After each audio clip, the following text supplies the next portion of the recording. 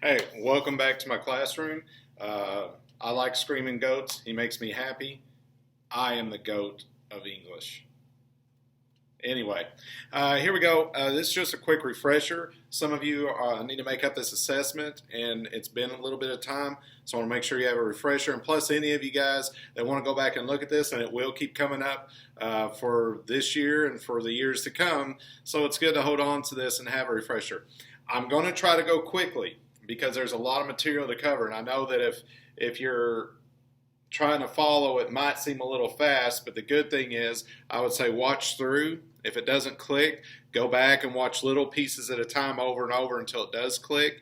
I'm just going to try not to turn this into a 30-minute video, okay? So the topic we're talking about right now is direct objects, indirect objects, and subject complements. Subject complements include predicate nominatives and predicate adjectives. So the first thing we do to determine which direction we're going, it's a series of choices and a series of questions. That's how I want you to remember this. Because some people look at a sentence and go, well, there's a noun, that's a predicate nominative, or there's a noun, that's an indirect object, just guessing wildly, hoping that it somehow sticks.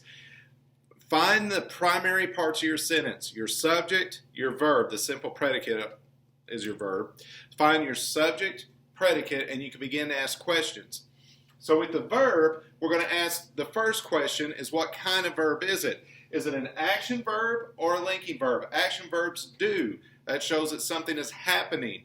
Linking verbs is being. Forms of be, is, am, was, were, be, being, been, became, become, those sort of words. Also some other unusual ones like, let's see, we have taste, can be linking, seems, remains, looks, depending on if it's showing that somebody's doing that or if it is being that. If it's being, then it's a linking verb. We'll discuss that another time on another video.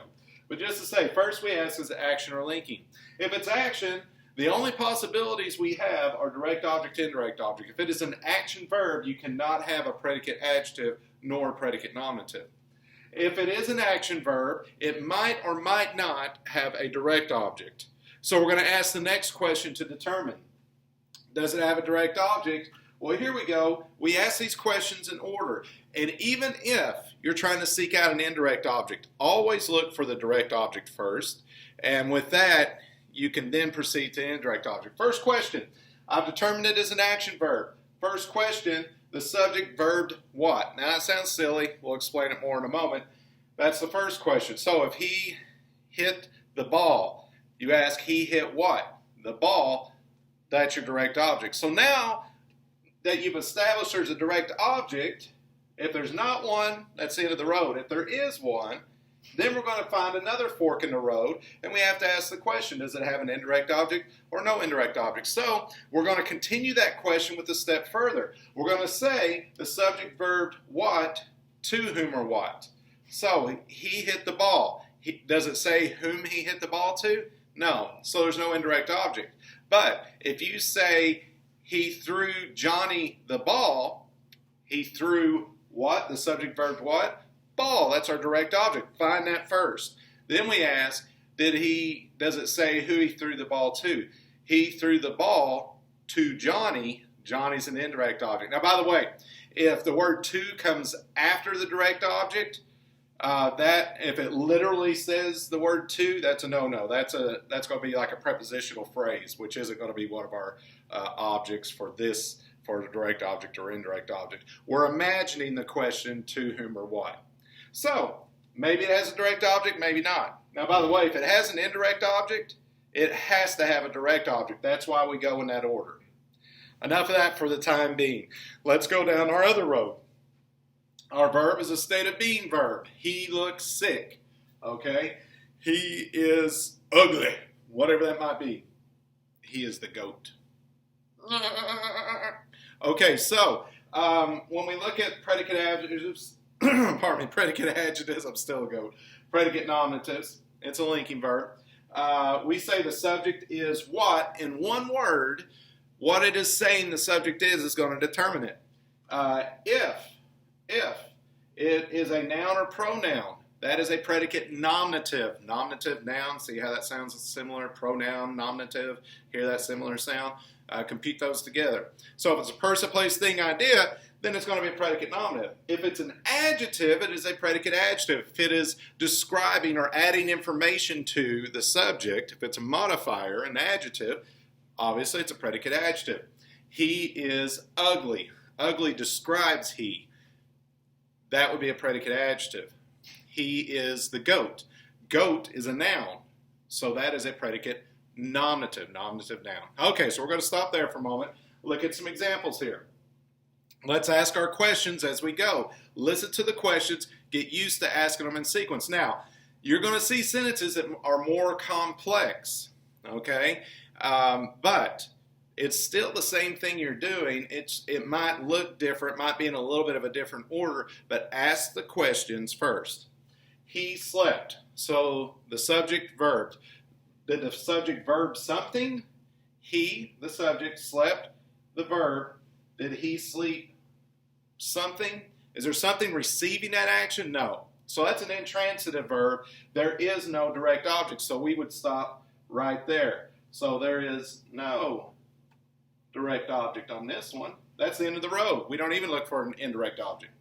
Next sentence. He spent cash. Subject is he. That is who or what is doing something. Spent is what they did. That's your verb. So we ask the question, he spent what? We have an answer. Cash. Direct object. Now, did he spend the cash to someone or something here? No. No indirect object. So it's just the direct object. We stop there on that road. No indirect object. Now, let's look at the next one. He gave her the cash. All right. So, subject, he. That is who or what is doing something in the sentence. What did he do? He gave. That's an action verb. So we're going to now look for a direct object. He gave what? He's not giving her. He's not saying, here's a girl. Take her. We're not human trafficking in grammar class, okay? We're only going to hand cash. He gave cash is going to be our direct object. So there we've done the first question. Okay, now let's ask the next question since we've answered the first one. There is a direct object, so now let's take this fork in the road and see which direction we want to go. He gave cash to whom or what? We have an answer for that. Her is the indirect object. He gave cash to her. Now again, if it literally said, if the sentence was changed, and this time it says, he gave cash to, and it literally says to. This is not a indirect object. Oh, he gave cash to her. My bad. Mistakes. So he gave cash to her. No, because that's the object of the preposition to. See, it literally uses the word to. That's showing direction. That's a prepositional phrase, so it's an object of the preposition, not an indirect object. Don't get those two confused, okay? That literal word to is a no-no for what we're doing. So we're going to shift gears. We're going to go to those state of being verbs. We have a sentence here. He is happy. Is a state of being. He's not doing happy. He is being happy. Ask yourself, is the subject being something? He is our subject. Is our verb. He is being, and we ask what? Happy. So that's our subject complement, which is going to be a predicate, nominative, or adjective. Happy is not a noun. It's an adjective. It describes happy child, sad child, whatever. So it's an adjective.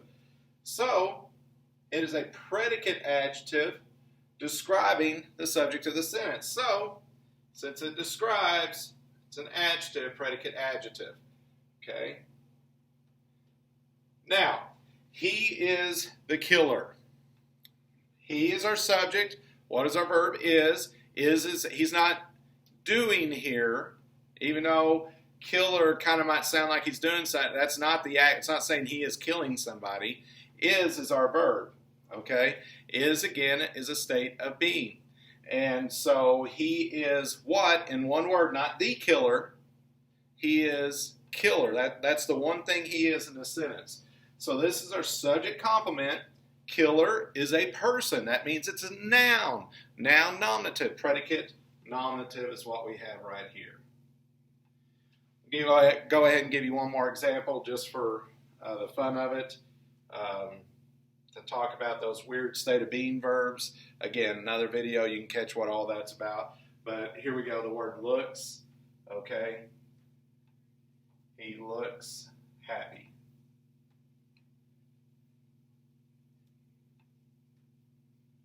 So, if I say he looks at the girl, then he might have a crush. But it's an action he's doing. He's using his eyeballs for something, right? He's actively doing something. Here, looks, he's not doing something. He is being something. Looks, taste, seems, remains, those kind of words, smells. All those kind of words. Ask, is the subject doing it or being it? So you could replace that word with being. He is being happy. That kind of makes sense. But anyway, so this is a linking verb. Subject looks what? In one word, happy. And again, that's an adjective, not a noun. So, predicate adjective. So there it is in a nutshell. Good luck with this.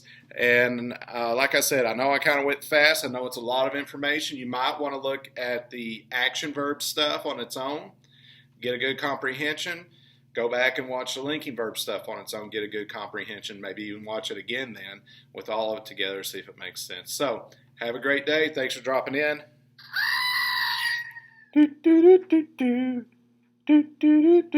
Nominatives.